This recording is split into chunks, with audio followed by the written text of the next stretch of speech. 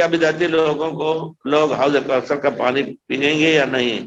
آپ کو حدیث مبارک میں سنائی دیتا ہوں، پیارے رسول فرماتے ہیں وَإِنَّ لَعَلَى الْحَوْضِ، حوض کے اوپر میں رہوں گا۔ کچھ لوگ اس کا ترجمہ کرتے ہیں کہ پیارے رسول پانی پلائیں گے، اور دعا کرتے ہیں کہ اللہ تعالیٰ پیارے رسول کے ہاتھ سے پانی پلانے کا۔ سے ثابت نہیں، کیونکہ حوض کے ذکر میں آیا ہے کہ اس میں اتنے کیسان ہیں، اتنے پیالیاں گلاس ہیں جس کی کوئی عدد کا عدد نجوم السما، سب اٹھا کر کے پیئیں گے۔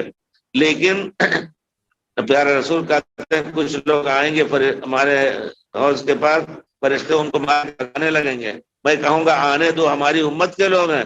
کہتے ہیں اللہ کے رسول انک لا تدری ما احدثوا بعدک، آپ کے بعد انہوں نے کیا کچھ بدعتیں ایجاد کی۔ بدعت اس میں سب سے پہلے آتی ہے کل محدثۃ بدعہ وکل بدعۃ ضلالہ، اس کے علاوہ اور دوسرے بڑے کام ایسے کیے ہیں جو کفر تک پہنچتے ہیں، وہ سب داخل ہوتے ہیں۔